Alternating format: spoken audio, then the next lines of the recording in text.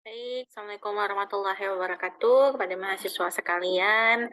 Hari ini kelas kita asinkron dulu dengan pertimbangan kalau nanti kelasnya online, takutnya ada bagian-bagian penting yang missing. Maka saya akan jelaskan secara keseluruhan aktivitas yang sudah kita lakukan di asinkron di tanggal 1 nanti ya, ketika sudah offline lagi. Nah, hari ini saya memberikan sebuah bahan untuk kalian mengenali bagaimana cara mengukur sebuah skala psikologi.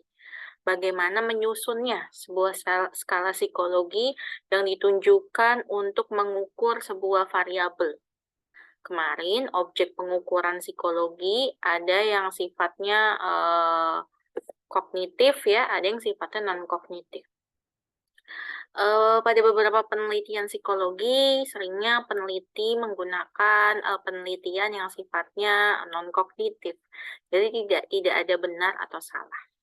Ketika menyusun sebuah, kuesioner atau sebuah skala psikologis, kita perlu memastikan bahwasanya, semua bagian yang kita inginkan untuk kita ukur itu sudah terwakili. Misal, seperti contoh saya kemarin, ketika kita mau mengatakan tubuh kita sehat, maka tidak bisa kita hanya melihat tangan kita saja, tapi kita perlu memeriksa, mata, perlu memeriksa hidung, perlu memeriksa tenggorokan, mulut, dan yang lain sebagainya. Di mana begitu pun berlaku pada saat kita menyusun sebuah skala psikologi. Pada sebuah skala psikologi atau sebuah objek pengukuran psikologi, kita harus paham terlebih dahulu dari mana atau apa yang dimaksud dengan variabel yang ingin kita ukur. Maka biasanya langkah pertama yang dilakukan adalah kita mencari dulu definisi, ya. Contoh, ketika kalian mau mengukur tentang kecemasan, maka kita perlu menemukan dulu definisi dari kecemasan itu apa.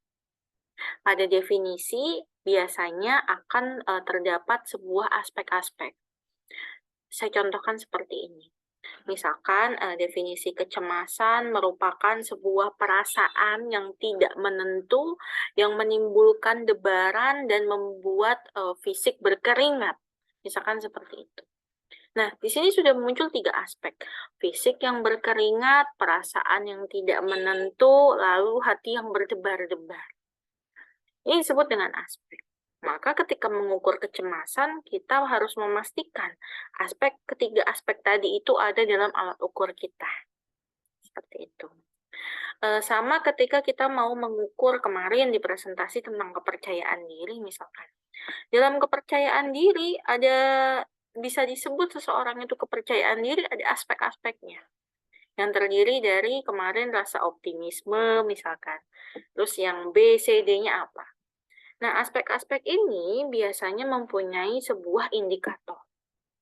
Jadi kalau mau diurutkan yang pertama adalah konsep, konsepnya apa, lalu di tiap konsep itu dia punya sebuah konstruk, ya.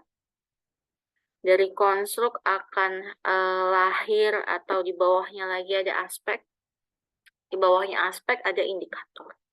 Gitu.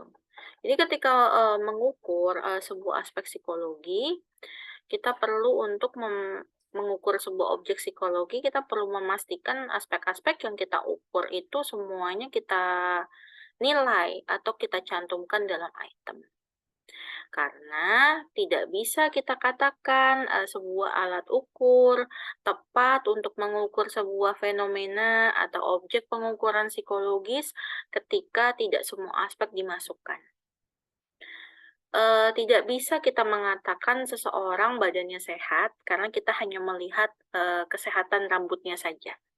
Kita tidak memastikan kesehatan mata, tidak memastikan kesehatan mulut, hanya dilihat dari luarnya saja. Ya, begitu pula juga ketika kita mengukur sebuah aspek psikologi, kita perlu memastikan aspek-aspek tersebut juga menjadi sebuah pertanyaan atau pernyataan yang kita nilai dalam kuesioner kita. Nah, yang saya berikan di sini, kalian diminta untuk menyusun, sebuah blueprint ya, kalau di psikologi disebutnya sebuah blueprint. Nah, sebelum menjadi sebuah kuesioner seperti ini kuesioner itu dibuat berdasarkan apa? Kuesioner itu selalu dibuat berdasarkan teori. Jadi ini kuesioner ini mengukur tentang tanggung jawab. Maka yang peneliti lakukan ketika tertarik untuk mengetahui, aspek atau objek, pengukuran yakni tanggung jawab, harus kita mulai dari teori, ya. Nah, dalam teori ini, biasanya akan ada, faktor, ya, bisa faktor, atau bisa juga disebut aspek, gitu. Faktor ini apa? Faktor ini adalah, penentu penentu dari, tanggung jawab, begitu, ya. Maka faktor ini dijadikan aspek. Jadi, ketika berbicara tanggung jawab, ternyata aspeknya adalah hasil kerja yang bermutu, kesediaan menanggung resiko, pengikatan diri pada tugas, dan yang lain sebagainya. Nah, di masing-masing aspek ini akan muncul sebuah indikator. Gitu. Indikator ini akan menjadi sebuah panduan buat kalian untuk menyusun sebuah item. Ya, saya rasa segitu dahulu penjelasan dari saya. Nanti kita akan bahas secara detail lagi di tanggal 1. Sampai jumpa dan selamat mengerjakan tugas asinkron yang saya berikan. Selamat sore. Assalamualaikum warahmatullahi wabarakatuh.